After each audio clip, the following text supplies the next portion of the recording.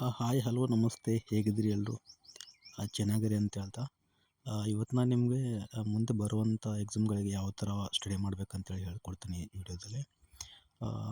Next ಇವಾಗ Shimul exam ಕಾಲ್ಫಾರ್ಮ್ ಆಗಿದೆ and Karnataka ಗ್ರಾಹಕರ ಮಹಾಮಂಡಳ ಎಕ್ಸಾಮ್ ಕೂಡ ಕಾಲ್ಫಾರ್ಮ್ ಆಗಿದೆ. ಸೊ ಅದಕ್ಕೆ ನೀವು ಯಾವ ಥರ ಓದಿದರೆ ನೀವು ಚೆನ್ನಾಗಿ ಸ್ಕೋರ್ ಮಾಡ್ಬೋದು ಅಂತೇಳಿ ಈ ವಿಡಿಯೋದಲ್ಲಿ ಹೇಳ್ಕೊಡ್ತೀನಿ ನಿಮಗೆ. ಸೊ ಈ ವಿಡಿಯೋ ಕೊನೆ ತನಕ ನೋಡಿ. ಇವಾಗ ಅಲ್ಲಿ ಸೆಕ್ಷನ್ ಅಂತೇಳಿ ಬಂದಾಗ ನಿಮಗೆ ಕನ್ನಡ 50 ಮಾರ್ಕ್ಸಿಗೆ ಇರ್ತದೆ. ಆಮೇಲೆ ಸಹಕಾರ ಸಂಘ ಕೂಡ 50 ಮಾರ್ಕ್ಸಿಗೆ ಇರ್ತದೆ. ನೀವು ಇಲ್ಲಿ ಸ್ಕೋರಿಂಗ್ ಸಬ್ಜೆಕ್ಟ್ ಅಂತಂದ್ರೆ ನಿಮಗಿಲ್ಲಿ ಈ ಕನ್ನಡ ಆಲ್ಮೋಸ್ಟ್ ನೀವು ಒಂದು 50ಕ್ಕೆ 45 ಮೇಲೆ ತೊಗೋಬೇಕು. ಬಿಕಾಸ್ ಅಲ್ಲಿ ಈಜಿನೇ ಕೇಳಿರ್ತಾರೆ. ಕನ್ನಡ ಬಂದುಬಿಟ್ಟು ಅಷ್ಟು ಡಿಫಿಕಲ್ಟ್ ಏನು ಕೇಳಿರಲ್ಲ.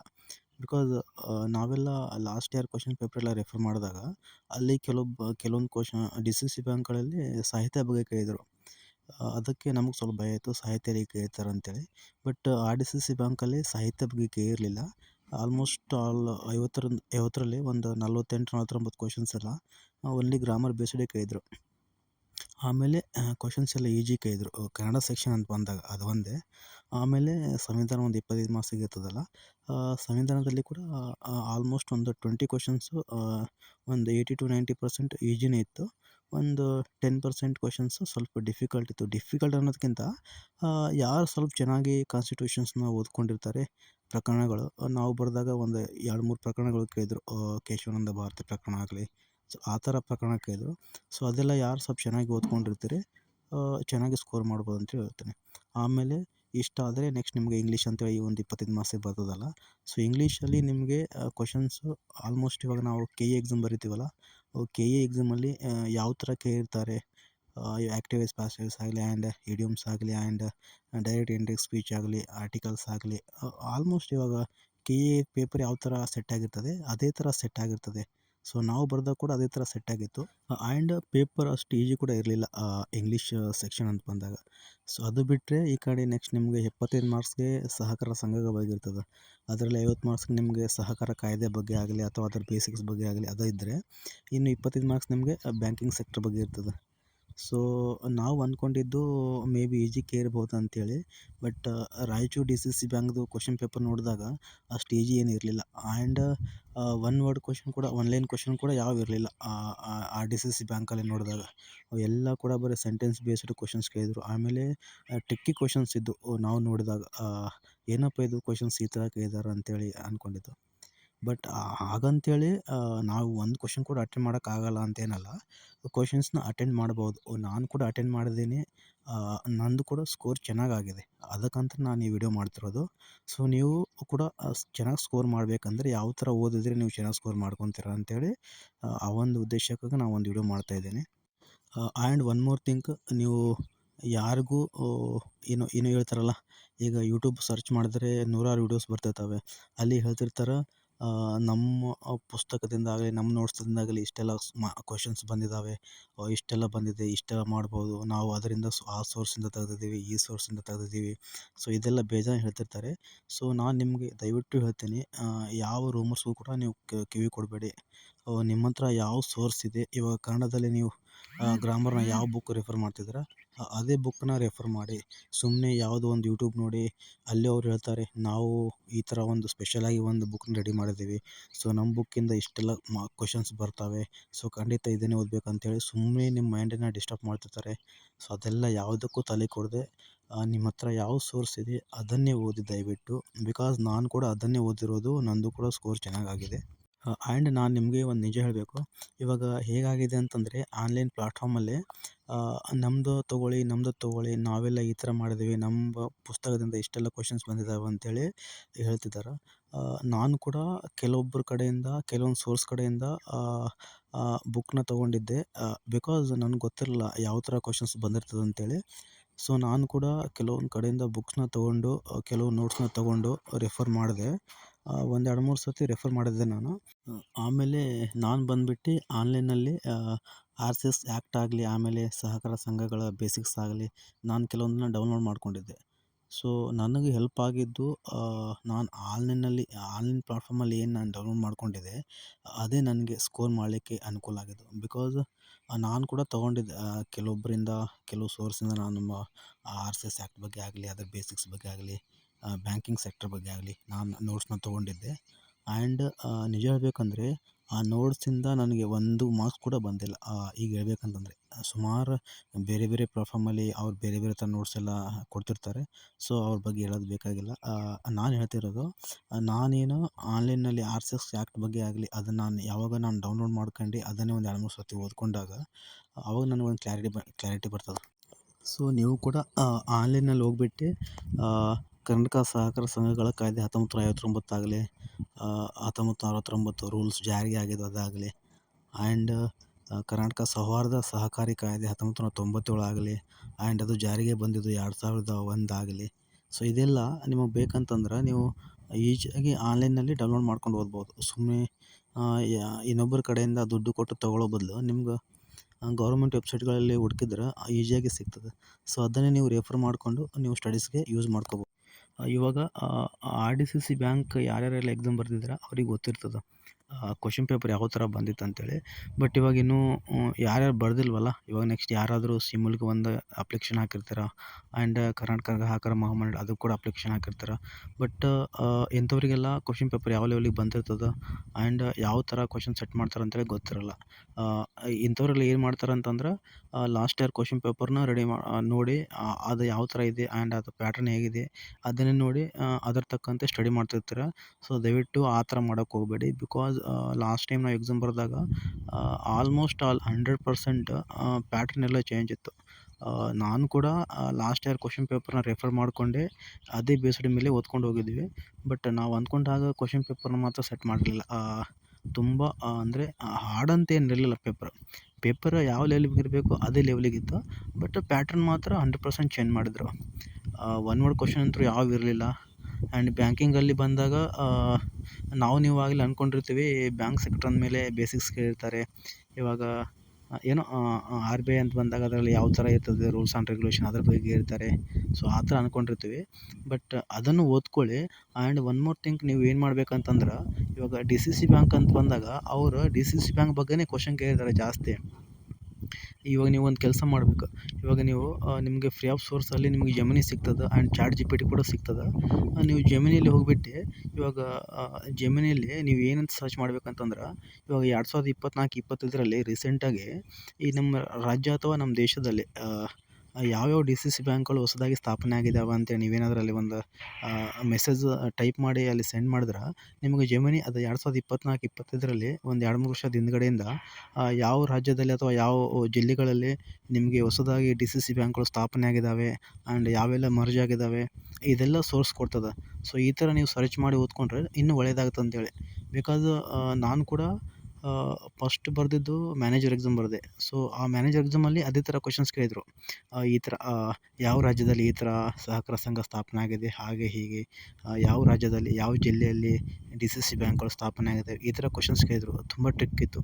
ಸೊ ಆವಾಗ ನಾನು ಮತ್ತೆ ಅವತ್ತು ನೈಟ್ ಬಂದುಬಿಟ್ಟು ಸೊ ಜೆಮಿನಿಯಲ್ಲಿ ಈ ಥರ ಎಲ್ಲ ಸರ್ಚ್ ಮಾಡಿ ಮತ್ತು ನೆಕ್ಸ್ಟ್ ನನಗೆ ಅಸಿಸ್ಟೆಂಟ್ ಗ್ರೇಡ್ 1ಗೆ ಸಹಾಯ ಆಯಿತು, ಹೆಲ್ಪ್ ಆಯ್ತಿದ್ದು. ನಾನು ಆ ಥರ ಸರ್ಚ್ ಮಾಡ್ಕೊಂಡು ಓದಿದಾಗ ನೆಕ್ಸ್ಟ್ ಮರುದಿನ ಏನು ಎಕ್ಸಾಮ್ ಇತ್ತಲ್ಲ ನಮ್ಮದು ಅಸಿಸ್ಟೆಂಟ್ ಗ್ರೇಡ್ 1, ಸೊ ಆ ಎಕ್ಸಾಮ್ಗೆ ಹೆಲ್ಪ್ ಆಯಿತು. ಸೊ ಅದರಿಂದ ನನಗೆ ಸ್ಕೋರ್ ಇನ್ಕ್ರೀಸ್ ಮಾಡೋಕ್ಕೂ ಸಾಧ್ಯವಾಯಿತು. ಇಲ್ಲಿ ನೀವು ಕೂಡ ಸುಮ್ಮನೆ ಬ್ಲೈಂಡಾಗಿ ಓದೋ ಬದಲು ಸ್ವಲ್ಪ ತಲೆನ ಓಡಿಸಿ ಯಾವ ಥರ ಓದಿದ್ರೆ ನಾವು ಸ್ಕೋರ್ನ ಮಾಡ್ಬೋದು ಅಂತೇಳಿ ಸ್ವಲ್ಪ ಥಿಂಕ್ ಮಾಡಿ ಓದಿದರೆ ನೀವು ಕೂಡ ಆರಾಮಾಗಿ 135+ ಸ್ಕೋರ್ ಮಾಡ್ಬೋದು. ಸೊ ಈ ಕೆಲವೊಬ್ರು ಹೇಳ್ತಿರ್ತಾರೆ, ನಾನು ನೋಡ್ತಿರ್ತೀನಿ 140 160+ ಮಾಡ್ಬೋದು 170+ ಮಾಡ್ಬೋದು ಅಂತ ಹೇಳ್ತಿರ್ತಾರೆ. ಸೊ ಅದೆಲ್ಲ ಸುಮ್ಮನೆ ರೂಮರ್ಸ್. ಯಾರು ಗುರು 170 ತನಕ ಮಾಡ್ತಾರೆ, ಅಷ್ಟೆಲ್ಲ ಏನದು ಸಾಮಾನ್ಯನ 170 ಮಾಡೋಕ್ಕೆ. ಸೊ ಪಾಪ ಹುಡುಗರನ್ನ ಯಾವ ಥರ ಹೇಳ್ಬೇಕು ಆ ಥರ ಹೇಳಿದರೆ ಸ್ವಲ್ಪ ಈಸಿ ಆಗುತ್ತದೆ. ಸೊ ಸುಮ್ಮನೆ ನಮ್ಮ ಸೋರ್ಸಿಂದ ಇಷ್ಟೆಲ್ಲ ಬರ್ತದೆ ಇಷ್ಟೆಲ್ಲ ತೆಗಿಬೋದು ಅಂತೇಳಿ ಗುರು ಯಾರು ಕೂಡ ಇಷ್ಟೆಲ್ಲ ಮಾಡೋಕ್ಕಾಗಲ್ಲ. ಹೇಳ್ತಿದ್ದೀನಲ್ಲ, ಅವನು ಎಂಥವನೇ ಇಡೀ ದೇವರೇ ಬರಲಿ, ಅವನು ಇಡೀ ಎಲ್ಲವನ್ನು ಓದಿದ್ರು ಕೂಡ ಎಕ್ಸಾಮ್ ಅಂತ ಬಂದಾಗ ಅಲ್ಲಿ 150 160 ಕ್ರಾಸ್ ಮಾಡೋದು ತುಂಬ ರೇರ್ ಇರ್ತದೆ. ಯಾವನೋ ಒಬ್ಬನಿಬ್ಬನು ಅಷ್ಟೇ ಕ್ರಾಸ್ ಮಾಡ್ಬೋದು. ಅದು ಹೆಂಗೆ ಮಾಡ್ತಾರೋ ನನಗಂತೂ ಗೊತ್ತಿಲ್ಲ. ಬಟ್ ಇನ್ನೂರಿಗೆ ಕೂಡ ಅಷ್ಟೆಲ್ಲ ಯಾವನೂ ಕ್ರಾಸ್ ಮಾಡಿಲ್ಲ. ಆ್ಯಂಡ್ ಅದು ಕ್ರಾಸ್ ಮಾಡಲಿಕ್ಕೆ ಕೂಡ ಕಾರಣ ಇತ್ತು. ಲಾಸ್ಟ್ ಇಯರ್ ಬೇರೆ ಬೇರೆ DCC ಬ್ಯಾಂಕ್ ಎಕ್ಸಾಮ್ ಎಲ್ಲ ಪೇಪರ್ ನೋಡಿದಾಗ ಕ್ವಶನ್ಸ್ ಎಲ್ಲ ಈಜಿ ಇತ್ತು.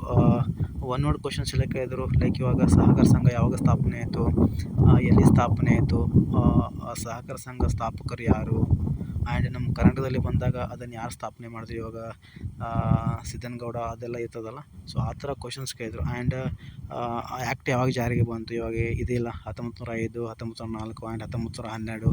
ಸೊ ಈ ಥರ ಎಲ್ಲ ಆ್ಯಕ್ಟ್ ಇದಾವಲ್ಲ. ಸೊ ಈ ಥರ ಆ್ಯಕ್ಟ್ ಕೇಳಿದಾರೆ ಇವಾಗ ಲಾಸ್ಟ್ ಬೇರೆ ಬೇರೆ DCC ಬ್ಯಾಂಕ್ ಎಕ್ಸಾಮಲ್ಲಿ ನಾವು ಕ್ವಶನ್ ಪೇಪರ್ ನೋಡಿದಾಗ. ಬಟ್ ಇನ್ನು ಮುಂದೆ ಪ್ಯಾಟ್ರನ್ ಎಲ್ಲ ಚೇಂಜ್ ಆಗಿದೆ. ಇವಾಗ ಹೇಗಿದೆ ಅಂತಂದ್ರೆ ಕಾಂಪಿಟೇಷನ್ ಬರ್ತಾ ಬರ್ತಾ ಹೆಂಗೆ ಜಾಸ್ತಿ ಆಗ್ತಿದೆ, ಅದೇ ಥರ ಇವರು ಡಿಪಾರ್ಟ್ಮೆಂಟ್ ಅವರಾಗಲಿ ಇವರು ಬ್ಯಾಂಕ್ನವರಾಗಲಿ ಏನು ಮಾಡ್ತಿದ್ದಾರೆ ಅಂತಂದ್ರೆ ಕ್ವಶನ್ ಪೇಪರ್ ಡಿಫಿಕಲ್ಟಿ ಲೆವೆಲ್ನ ಸ್ವಲ್ಪ ಜಾಸ್ತಿ ಮಾಡ್ತಿದ್ದಾರೆ. ಅದಕ್ಕೆ ನೀವು ಏನು ಮಾಡ್ಬೇಕಂತಂದ್ರೆ ಆ ಲಾಸ್ಟ್ ಇಯರ್ ಕ್ವಶನ್ ಪೇಪರ್ನ ರೆಫರ್ ಮಾಡಿಬಿಟ್ಟು ನೀವು ಮತ್ತು ಇತ್ತೀಚೆಗೆ ಯಾವ ಎಕ್ಸಾಮ್ ನಡೆದದ ಆ್ಯಂಡ್ ಆ ಎಕ್ಸಾಮಲ್ಲಿ ಕ್ವಶನ್ ಪೇಪರ್ ಯಾವ ಥರ ಸೆಟ್ ಆಗಿತ್ತು ಅಂತೇಳಿ ಸ್ವಲ್ಪ ತಿಳ್ಕೊಂಡು ಓದಿದ್ರೆ ನೀವು ಕೂಡ ಆ ಕ್ವಶನ್ ಪೇಪರ್ ತಕ್ಕಂತೆ ನಾಳೆ ಎಕ್ಸಾಮಲ್ಲಿ ನನ್ನ ಪ್ರಕಾರ ನೀವು ಕ್ವಶನ್ ಅಟೆಂಡ್ ಮಾಡ್ಬೋದು ಅಂತೇಳಿ ನನಗೆ ಅನಿಸ್ತದೆ. ಆ್ಯಂಡ್ ಲಾಟ್ ಆಫ್ ಸೋರ್ಸ್ ನಿಮ್ಗೆ ಇವಾಗ ಆನ್ಲೈನಲ್ಲೇ ಸಿಗ್ತದೆ. ಸುಮ್ಮನೆ ನನ್ನ ಪ್ರಕಾರ ದುಡ್ಡು ಕೊಟ್ಟು ಸೋರ್ಸ್ನ ತೊಗೊಂಡು ಓದೋ ಬದಲು ನಿಮ್ಮ ಹತ್ರ ಯಾವ ಸೋರ್ಸ್ ಇದೆ ಅದನ್ನು ಓದ್ಕೊಳ್ಳಿ. ಅದು ಇಲ್ಲಾಂದರೆ ಒಮ್ಮೆ ಆನ್ಲೈನಲ್ಲಿ ಸರ್ಚ್ ಮಾಡಿ, ಈ ಥರ ಸೋರ್ಸ್ ಸರ್ಚ್ ಮಾಡಿ ಆನ್ಲೈನಲ್ಲಿ ಸಿಕ್ತು ಓಕೆ. ಆನ್ಲೈನಲ್ಲಿ ಸಿಕ್ತಂತಂದರೆ ಅದನ್ನು ಡೌನ್ಲೋಡ್ ಮಾಡ್ಕೊಂಡು ಅದನ್ನೇ ಓದೋಕ್ಕೆ ಸ್ಟಾರ್ಟ್ ಮಾಡಿ. ಹೋಗಿ ಆನ್ಲೈನಲ್ಲಿ ಕೂಡ ಸಿಗ್ಲಿಕ್ಕಂದರೆ ಆಮೇಲೆ ನೀವು ಫೈನಲ್ ಯಾರ ಹತ್ರ ಆದರೂ ಸೋರ್ಸ್ನ ಕೇಳಿ, ಇಲ್ಲ ಯಾರಾದರೂ ನಿಮಗೆ ಸೋರ್ಸ್ ಕೊಡೋಕೆ ಇರ್ತಾರೆ, ಈ ಥರ ನಾವು ರೆಡಿ ಮಾಡಿದ್ದೀವಿ ಅಂತೇಳಿ ಇರ್ತದಲ್ಲ. ಸೊ ಅವ್ರ ಹತ್ರ ಕೂಡ ತೊಗೊಂಡು ಓದ್ಬೋದು. ಬಟ್ನಲ್ಲಿ ಚೆನ್ನಾಗಿ ಓದಿ. ಆಮೇಲೆ ಇಲ್ಲಿ ನೀವು ಒಂದು ಏನು ಮಾಡ್ಬೇಕಂತಂದ್ರೆ ಜಾಸ್ತಿ ಫೋಕಸ್ ಕೊಡೋದು ನನ್ನ ಪ್ರಕಾರ ನೀವು ಕನ್ನಡಕ್ಕೆ ಕೊಡಿ. ಕನ್ನಡ ಇವಾಗ ಇಲ್ಲಿ RDCC ಬ್ಯಾಂಕಲ್ಲಿ ಜಾಸ್ತಿ ಸಾಹಿತ್ಯ ಬಗ್ಗೆ ಕೇಳಿರಲಿಲ್ಲ. ಬಟ್ ನೆಕ್ಸ್ಟ್ ಬೇರೆ ಬ್ಯಾಂಕ್ಗಳಲ್ಲಿ ಸಾಹಿತ್ಯ ಬಗ್ಗೆ ಕೇಳಿದ್ರು ಕೇಳ್ಬೋದು, ಹೇಳೋಕ್ಕಾಗಲ್ಲ. ಅದಕ್ಕೆ ನೀವು ಕನ್ನಡ ಅಂತ ಬಂದಾಗ ಸಾಹಿತ್ಯ ಕೂಡ ಓದ್ಕೊಳ್ಳಿ ಆ್ಯಂಡ್ ಗ್ರಾಮರ್ ಕೂಡ ಓದ್ಕೊಳ್ಳಿ, ಅದು ಒಂದು. ಆ್ಯಂಡ್ ಆಲ್ಮೋಸ್ಟ್ ಆಲ್ ಜನ ಯಾರು ಇಲ್ಲಿ ಆ್ಯಕ್ಟ್ ಓದ್ಕೊಂಡಿರಲ್ಲ. ಸೊ ನೀವು ಮೋಸ್ಟ್ ಆಫ್ ಥಿಂಗ್ ಮಾಡಬೇಕಾಗಿರೋದು ಇಲ್ಲಿ ಆ್ಯಕ್ಟ್ ಓದ್ಕೊಂಡು ಹೋಗಿ. ದಯವಿಟ್ಟು ಆ್ಯಕ್ಟ್ನ ಒಂದು 3-4 ಸರ್ತಿ ಓದ್ಕೊಂಡು ಹೋಗಿ. ಆ್ಯಕ್ಟ್ ಮೇಲೇ ಕ್ವಶನ್ಸ್ ಕೇಳಿರ್ತಾರೆ. ನಾವು ಬರ್ದಿದ್ದು ಕೂಡ ಅಲ್ಲಿ 80-90% ಬರೀ ಆ್ಯಕ್ಟ್ ಮೇಲೇ ಕ್ವಶನ್ಸ್ ಇದ್ದವು. ಯಾವುದು ಕೂಡ ಇದು ಸಹಕಾರ ಸಂಘ ಬಗ್ಗೆ ಆಗಲಿ ಅದರ ಬೇಸಿಕ್ಸ್ ಬಗ್ಗೆ ಆಗಲಿ ಎಲ್ಲೂ ಕೂಡ ಕ್ವಶನ್ಸ್ ಕೇಳಿರಲಿಲ್ಲ. ಆಲ್ಮೋಸ್ಟ್ ಒಂದು 80-90% ಆ್ಯಕ್ಟ್ ಬಗ್ಗೆನೇ ಕೇಳಿದರು. ಆ್ಯಂಡ್ ಎಲ್ಲೋ 1-2 ಕ್ವಶನ್ಸ್ ಅಷ್ಟೇ ಕೇಳಿದ್ರು ಅನ್ಸುತ್ತೆ. ಸೊ ಹಾಗಂದಾಗ ನೀವು ಕೂಡ ಆ್ಯಕ್ಟ್ ಬಗ್ಗೆ ಓದಬೇಕಾಗತ್ತೆ. ಇವಾಗ ಒಂದು 3-4 ಸರ್ತಿ ಕಂಪಲ್ಸರಿ ನೀವು ಆ್ಯಕ್ಟ್ ಓದ್ಕೊಂಡು ಹೋಗಿ. ಆಮೇಲೆ ಬ್ಯಾಂಕಿಂಗ್ ಸೆಕ್ಟರ್ ಬಗ್ಗೆ ಕೂಡ ಸ್ವಲ್ಪ ಚೆನ್ನಾಗಿ ತಿಳ್ಕೊಳ್ಳಿ. DCC ಬ್ಯಾಂಕ್ ಸ್ಪೆಷಲಿ ಬ್ಯಾಂಕ್ ಅಂತ ಬಂದಾಗ ನೀವು RBI ಬಗ್ಗೆ ಆಗಲಿ ಅಥವಾ SBI ಬಗ್ಗೆ ಆಗಲಿ ಆ ಥರ ಓದಬೇಡಿ. ಅದನ್ನು ಓದ್ಕೊಂಡು ಹೋಗಿ, ಬೇಸಿಕ್ಸ್ ತುಂಬ ಇಂಪಾರ್ಟೆಂಟು. ಅದರ ಜೊತೆಗೆ ನೀವು DCC ಬ್ಯಾಂಕ್ ಬಗ್ಗೆ ಓದಬೇಕಾಗತ್ತೆ. ಬೇಸಿಕ್ಸ್ನೆಲ್ಲ ತಿಳ್ಕೊಬೇಕು DCC ಬ್ಯಾಂಕ್ ಬಗ್ಗೆ ಆಗಲಿ. ಆಮೇಲೆ ಇವಾಗ ಇತ್ತೀಚೆಗೆ ರೀಸೆಂಟಾಗಿ ಯಾವ್ಯಾವ ರಾಜ್ಯಗಳಲ್ಲಿ ಯಾವ್ಯಾವ ಜಿಲ್ಲೆಗಳಲ್ಲಿ ಬ್ಯಾಂಕ್ಗಳು ಸ್ಥಾಪನೆ ಆಗಿದ್ದಾವೆ ಅಥವಾ ವೈಂಡಿಂಗ್ ಅಪ್ ಆಗಿದ್ದಾವೆ, ಮರ್ಜ್ ಆಗಿದ್ದಾವೆ. ಸೊ ಈ ಥರ ಎಲ್ಲ ಕ್ವಶನ್ಸ್ ಕೇಳಿರ್ತಾರೆ. ಸೊ ನಾನು ಬರೆದು ಬಂದಿರೋದ್ರಿಂದ ನಿಮಗೆ ಹೇಳ್ತಾ ಇದ್ದೀನಿ. ಸುಮ್ಮನೆ ಬ್ಲೈಂಡಾಗಿ ಬರೀ ಬೇಸಿಕ್ಸ್ನೆಲ್ಲ ಓದ್ಕೊಂಡ್ಬಿಟ್ರೆ ನಿಮಗೆ ನಾಳೆ ಎಕ್ಸಾಮ್ ಪೇಪರ್ ಅಟೆಂಡ್ ಮಾಡಿದಾಗ ಸ್ವಲ್ಪ ಕಷ್ಟ ಆಗ್ಬೋದು. ಸೊ ಅದಕ್ಕೆ ಇನ್ನೂ ಟೈಮ್ ಇದೆ ಅನ್ಸತ್ತದ. ಶಿಮುಲ್ ಎಕ್ಸಾಮ್ ಬಗ್ಗೆ ಆಗಲಿ ಅಥವಾ ಕರ್ನಾಟಕ ಗ್ರಾಹಕರ ಮಹಾಮಂಡಲ ಎಕ್ಸಾಮ್ ಬಗ್ಗೆ ಆಗಲಿ ಎಕ್ಸಾಮ್ ಡೇಟ್ ಯಾವಾಗಿದೆ ಅಂತೇಳಿ ಕ್ಲಿಯರಾಗಿ ನೋಡಿಕೊಂಡು ಆಮೇಲೆ ನೀವು ಸ್ವಲ್ಪ ಸೀರಿಯಸ್ಸಾಗಿ ಓದೋಕ್ಕೆ ಟ್ರೈ ಮಾಡಿ. ಬಿಕಾಸ್ ಕ್ವಶನ್ ಪೇಪರ್ ಈಜಿನೇ ಸೆಟ್ ಮಾಡಿರ್ತಾರೆ. ಆ್ಯಂಡ್ ಒನ್ ಮೋರ್ ಥಿಂಗ್, ನೀವು ಈಜಿ ಅಂದಾಗ ಸುಮ್ಮನೆ ಒನ್ ಲೈನ್ ಕ್ವಶನ್ಸ್ ಕೇಳ್ತಾರೆ ಅಂತೇಳಿ ಅಂದ್ಕೋಬೇಡಿ. ನಾವೇ ಖುದ್ದಾಗಿ ಬರೆದು ಬಂದಿರೋದ್ರಿಂದ ನಮ್ಮ ಕ್ವಶನ್ ಪೇಪರ್ ಯಾವ ಥರ ಇತ್ತಂತೇಳಿ ನಮ್ಗೆ ಗೊತ್ತದ. ಅದಕ್ಕೆ ನೆಕ್ಸ್ಟ್ ಯಾರಾದರೂ ಆ ಎಕ್ಸಾಮ್ ಬಗ್ಗೆ ಏನಾದರೂ ಸ್ಟಡಿ ಮಾಡ್ತಿದ್ರೆ ಸ್ವಲ್ಪ ಡೆಪ್ತಾಗಿ ಓದೋಕ್ಕೆ ಟ್ರೈ ಮಾಡಿ. ಆ್ಯಂಡ್ ಒನ್ ಲೈನ್ ಕ್ವಶನ್ಸ್ನ ಓದೋಕ್ಕೆ ಅವಾಯ್ಡ್ ಮಾಡಿ. ಸೆಂಟೆನ್ಸ್ ವೈಸ್ ಕ್ವಶನ್ಸ್ನ ಓದಿ. ಅಲ್ಲಿ ಕ್ವಶನ್ಸ್ ಯಾವ ಥರ ಕೇಳಿದ್ರು ಅಂತಂದ್ರೆ ಒಂಥರ ಎಲ್ಲ ಕ್ವಶನ್ಸ್ ಕೂಡ ರಿಲೇಟೆಡ್ ಇದ್ದು. ಯಾವುದಪ್ಪ ಈ ಕ್ವಶನ್ ಅನ್ನೋ ಮಟ್ಟಿಗೆ ಇತ್ತಲ್ಲಿ. ಅಂದರೆ ಆಪ್ಷನ್ A ಕೂಡ ಸರಿ ಅನಿಸ್ತಾಯಿತ್ತು, ಆಪ್ಷನ್ B ಕೂಡ ಸರಿ ಅನಿಸ್ತಾಯಿತ್ತು. ಬಟ್ ಅದು ಯಾಕೆ ಅನಿಸ್ತಾಯಿತ್ತು ಅಂತಂದ್ರೆ ನಾವು ಕರೆಕ್ಟಾಗಿ ಓದ್ಕೊಂಡಿರಲ್ಲ. ಇವಾಗ RCS ಆ್ಯಕ್ಟ್ ಬಗ್ಗೆ ಆಗಲಿ, ನಾನು ಕೂಡ RCS ಆ್ಯಕ್ಟ್ ಒಂದು 2-3 ಸತಿ ಅಷ್ಟೇ ಓದ್ಕೊಂಡಿದ್ದೆ. ಅದು ಕೂಡ ನನಗೆ ಕೂಡ ಅಲ್ಲಿ ಅಂದಾಗ ನನಗೆ ಸ್ವಲ್ಪ ಡಿಫಿಕಲ್ಟ್ ಅನ್ನಿಸ್ತು. ನೀವು ಕೂಡ ಸ್ವಲ್ಪ RCS ಆ್ಯಕ್ಟ್ ಚೆನ್ನಾಗಿ ಓದ್ಕೊಂಡಿದ್ರೆ ನೀವು ಕೂಡ ಎಕ್ಸಾಮ್ನ ಕ್ಲಿಯರ್ ಮಾಡ್ಬೋದು ಅಂತೇಳಿ ನಾನು ಹೇಳ್ತಾ ಇದ್ದೀನಿ. ಸೊ ಸುಮ್ಮನೆ ನೀವು ಅವ್ರ ಮಾತು ಕೇಳಿ ಇವ್ರ ಮಾತು ಕೇಳಿ ಇನ್ನು ಯಾರೋ ಒಬ್ಬರ ಹತ್ರ ಆ ಒಂದು ಸೋರ್ಸ್ ತೊಗೊಂಡೆ ಈ ಒಂದು ಸೋರ್ಸ್ ತೊಗೊಂಡೆ ಯಾರೋ ಒಬ್ಬರು ಹೇಳಿದ್ರು ಇದನ್ನು ಓದಿ ಬರ್ತದೆ ಇದನ್ನು ಓದಿ ಬರ್ತದೆ ಅಂತ. ಅದು ಯಾವುದಕ್ಕೂ ನೀವು ತಲೆ ಕೊಡದೆ ನಿಮಗೆ ಯಾವ ಸೋರ್ಸ್ ಚೆನ್ನಾಗಿ ಅನಿಸ್ತದೆ, ಯಾವುದನ್ನು ರೆಫರ್ ಮಾಡಿದ್ರೆ ನಾವನ್ನ ರ್ಯಾಂಕಲ್ಲಿ ಬರೋದು ಅಂತೇಳಿ ನಿಮ್ಗೆ ಅನಿಸ್ತದೆ. ಸೊ ಅದೇ ಸೋರ್ಸ್ನ ಯೂಸ್ ಮಾಡಿ. ಆ್ಯಂಡ್ ನನಗೆ ಇಲ್ಲಿ ಹೇಗಾಗಿತ್ತು ಅಂತಂದ್ರೆ ನಾನು ಕೂಡ ಎಕ್ಸಾಮ್ ಕಾಲ್ಫಾರ್ಮ್ ಹಾಕೋಂತ ಮುಂಚೆ ನನ್ನ ಹತ್ರ ಕೂಡ ಯಾವುದೇ ಸೋರ್ಸ್ ಇರಲಿಲ್ಲ. ಅದು ನಾನು ಕೂಡ ಒಂದು 2-3 ಬುಕ್ನ ಪರ್ಚೇಸ್ ಮಾಡಿಕೊಂಡೆ. ಆ್ಯಂಡ್ ಲಿಟ್ರಲಿ ಆ ಬುಕ್ಕಿಂದ ಕೂಡ ಒಂದು ಕ್ವಶನ್ಸ್ ಕೂಡ ನಮಗೆ ಹೆಲ್ಪ್ ಆಗಲಿಲ್ಲ. ನಾನು ಒಂದು ಥಿಯರಿ ಬುಕ್ನ ಪರ್ಚೇಸ್ ಮಾಡ್ಕೊಂಡಿದ್ದೆ ಆ್ಯಂಡ್ 2 ಕ್ವಶನ್ ಸೀರೀಸ್ ಬುಕ್ಲೆಟ್ನ ಪರ್ಚೇಸ್ ಮಾಡ್ಕೊಂಡಿದ್ದೆ. ಬಟ್ ಲಿಟ್ರಲಿ ಹೇಳ್ಬೇಕಂತಂದ್ರೆ ಆ ಬುಕ್ಗಳಿಂದ ನಮಗೆ ಯಾವುದೇ ಯೂಸ್ ಆಗಲಿಲ್ಲ. ನನಗಂತೂ ಅದರಲ್ಲಿ ಈ ಒಂದು ಕ್ವಶನ್ ಬಂತಂಥೇಳಿ ನನಗೆ ಹೇಳ್ಕೊಳಕ್ಕೂ ಕೂಡ ಆಗಲಿಲ್ಲ ಆ ಬುಕ್ಗಳಿಂದ. ಬಿಕಾಸ್ ಅಲ್ಲಿ ನಾವು ಎಕ್ಸಾಮ್ ಅಟೆಂಡ್ ಮಾಡ್ಬೇಕಂತಂದ್ರೆ ನಮ್ಮದು ಓನ್ ಟ್ಯಾಲೆಂಟ್ ಇರಬೇಕಾಗ್ತದೆ. ಅಲ್ಲಿ ನಾವು ಎಲ್ಲ ಕ್ವಶನ್ಸ್ ಕೂಡ ನಾವು ಬುಕ್ಕನ್ನೇ ರೆಫರ್ ಮಾಡಿ ಅಲ್ಲಿ ಆನ್ಸರ್ ಮಾಡ್ತೀವಿ ಅಂತ ಹೇಳೋಕ್ಕಾಗಲ್ಲ. ಸ್ವಲ್ಪ ನಾವು ತಲೆ ಓಡಿಸ್ಬೇಕಾಗ್ತದೆ. ಇಲ್ಲಿ RDCC ಬ್ಯಾಂಕ್ ಕ್ವಶನ್ ಪೇಪರ್ ಹೆಂಗಿತ್ತಂತಂದರೆ ಆಲ್ಮೋಸ್ಟ್ ಒಂದು 80% ನಾವು ತಲೆ ಓಡಿಸಿನೇ ಕ್ವಶನ್ನ ಅಟೆಂಡ್ ಮಾಡಬೇಕಾಗಿ ಆ ಥರ ಕ್ವಶನ್ಸ್ ಇದ್ದವು. ಸೊ ದಯವಿಟ್ಟು ನೀವು ಕೂಡ ಅದೇ ಥರ ಓದೋಕ್ಕೆ ಟ್ರೈ ಮಾಡಿ. ಆ್ಯಂಡ್ ನೆಕ್ಸ್ಟ್ ಈ ವೀಕಲ್ಲಿ ಮೇ ಬಿ RDCC ಬ್ಯಾಂಕ್ನವರು 1:5 ಲಿಸ್ಟ್ ಬಿಡ್ಬೋದು. ಸೊ ಯಾರ್ಯಾರು ಚೆನ್ನಾಗಿ ಸ್ಕೋರ್ ಮಾಡಿದ್ದೀರಾ ನಿಮ್ಮದು ಕೂಡ ಲಿಸ್ಟಲ್ಲಿ ಬರಲಿ ಅಂತೇಳಿ ನಾನು ಕೂಡ ಹಾರೈಸ್ತೀನಿ. ಸೊ ಚೆನ್ನಾಗಿ ಓದಿ, ಟೈಮ್ ವೇಸ್ಟ್ ಮಾಡಬೇಡಿ. ಆ್ಯಂಡ್ ಒನ್ ಮೋರ್ ಥಿಂಕ್, ಬೇರೆ ಯಾರ ರೂಮರ್ಸ್ಗೂ ಕೂಡ ನೀವು ತಲೆ ಕೊಡಬೇಡಿ. ನಿಮ್ಮ ಹತ್ರ ಯಾವ ಸೋರ್ಸ್ ಇದೆ ಅದನ್ನೇ ಓದೋಕ್ಕೆ ಟ್ರೈ ಮಾಡಿ. ಆ್ಯಂಡ್ ಜಾಸ್ತಿ ಫೋಕಸ್ ಕೊಡಬೇಕಿರೋದು ನೀವು ಇಲ್ಲಿ 75 ಮಾರ್ಕ್ಸ್ಗೆ ಕರ್ನಾಟಕ ಸಹಕಾರ ಸಂಘಗಳ ಕಾಯ್ದೆ ಅದರ ಬಗ್ಗೆ ಆಗಲಿ, ಸಹಕಾರ ಸಂಘಗಳ ಬಗ್ಗೆ ಅದರ ಬಗ್ಗೆ ಆಗಲಿ, ಆ್ಯಂಡ್ ಬ್ಯಾಂಕಿಂಗ್ ಸೆಕ್ಟರ್ ಬಗ್ಗೆ ಆಗಲಿ ಇಲ್ಲಿ ಬಂದುಬಿಟ್ಟು 75 ಮಾರ್ಕ್ಸ್ ಇರ್ತದೆ. ಸೊ ನೀವು ಇದರಲ್ಲಿ ಒಂದು ಆಲ್ಮೋಸ್ಟ್ ಒಂದು 50 ಮೇಲೆ ತಗೊಳ್ಳಿಕ್ಕೆ ಟ್ರೈ ಮಾಡಿದ್ರೆ ನೆಕ್ಸ್ಟ್ ಸೆಕ್ಷನಲ್ಲಿ ನಿಮಗೆ ಈಜಿ ಆಗ್ತದೆ. ಸೊ ನೀವು ಇಲ್ಲೇ ಬಂದುಬಿಟ್ಟು ಸ್ವಲ್ಪ ಸ್ಕೋರ್ನ ಕಮ್ಮಿ ಮಾಡಿದ್ರೆ ನೆಕ್ಸ್ಟ್ ನಿಮಗೆ ಸ್ಕೋರ್ ಇನ್ಕ್ರೀಸ್ ಆಗಲಿಕ್ಕೆ ಸ್ವಲ್ಪ ಕಷ್ಟ ಆಗ್ಬೋದು ಅಂತೇಳಿ ನನಗೆ ಅನಿಸ್ತದೆ. ಅದಕ್ಕೆ ಜಾಸ್ತಿ ಈ ಕಡೆ ಕನ್ನಡಕ್ಕೂ ಕೂಡ ಜಾಸ್ತಿ ಫೋಕಸ್ ಕೊಡೋಕ್ಕೆ ಟ್ರೈ ಮಾಡಿ. ಆ್ಯಂಡ್ ಆ ಕಡೆ 75 ಮಾರ್ಕ್ಸ್ ಏನಿದೆಯಲ್ಲ ನಿಮ್ಮದು ಸಹಕಾರ ಸಂಘ ಆಗಲಿ ಆ್ಯಂಡ್ ಬ್ಯಾಂಕಿಂಗ್ ಸೆಕ್ಟರ್ ಆಗಲಿ, ಅದಕ್ಕೆ ಜಾಸ್ತಿ ಫೋಕಸ್ ಕೊಡೋಕ್ಕೆ ಟ್ರೈ ಮಾಡಿ. ಆ್ಯಂಡ್ ಓದಿ, ಚೆನ್ನಾಗಿ ಓದಿ. ನಿಮ್ಮ ಹತ್ರ ಯಾವ ಸೋರ್ಸ್ ಇದೆ, ಲಾಸ್ಟಿಗೆ ನಿಮ್ಮ ಹತ್ರ ಯಾವ ಸೋರ್ಸ್ ಇಲ್ಲ ಅಂದ್ರೂ ಕೂಡ ಇವಾಗ ಫ್ರೀಯಾಗಿ ಜೆಮಿನಿ ಇದೆ, ChatGPT ಇದೆ. ಸೊ ನೀವು ಅದರಲ್ಲಿ ಹೋಗಿ ಈ ಥರ ನಮ್ಗೆ ಸೋರ್ಸ್ ಬೇಕಂತ ಅಂದಾಗ ನಿಮ್ಗೆ ಆಲ್ಮೋಸ್ಟ್ ಎಲ್ಲ ಸೋರ್ಸ್ ತಂದು ಕೊಡ್ತದೆ. ಸೊ ನಾನು ಕೂಡ ನಿಜ ಹೇಳ್ಬೇಕಂತಂದ್ರೆ ನಾನು ಕೂಡ ಜೆಮಿನಿನೇ ಯೂಸ್ ಮಾಡಿ ನಾನು ಕೂಡ RCS ಆ್ಯಕ್ಟ್ ಆಗಲಿ ನನಗೆ ಏನೇನು ಸೋರ್ಸ್ ಎಲ್ಲ ಬೇಕು ಜೆಮಿನಿಯಿಂದನೇ ಕೇಳಿ ಜೆಮಿನಿನೇ ನನಗೆ ಡೌನ್ಲೋಡ್ ಮಾಡಿ ಕೊಟ್ಟಾಗ ನಾನು ಅದನ್ನೆಲ್ಲ ಡೌನ್ಲೋಡ್ ಮಾಡಿಕೊಂಡೆ. ಆಮೇಲೆ ಜೆರಾಕ್ಸ್ ತೊಗೊಂಡು ನಾನು ಕೂಡ ಓದೋಕ್ಕೆ ಟ್ರೈ ಮಾಡಿದೆ. ಸೊ ನಂದು ಕೂಡ ಸ್ಕೋರ್ ಚೆನ್ನಾಗಿ ಆಗದ. ಸೊ ನಾನು ಯಾವ ಥರ ಕ್ವಶನ್ ಪೇಪರ್ ಇತ್ತು ನೆಕ್ಸ್ಟ್ ಬರೆಯೋರಿಗೆ ಯಾವ ಥರ ಓದಿದರೆ ಹೆಲ್ಪ್ ಆಗ್ತದೆ ಅಂತೇಳಿ ಈ ಒಂದು ಉದ್ದೇಶಕ್ಕೋಸ್ಕರ ನಾನೊಂದು ವಿಡಿಯೋ ಮಾಡಿ ಹಾಕ್ತಾಯಿದ್ದೀನಿ. ದಯವಿಟ್ಟು ಚೆನ್ನಾಗಿ ಓದಿ, ಸುಮ್ಮನೆ ಟೈಮ್ ವೇಸ್ಟ್ ಮಾಡಬೇಡಿ.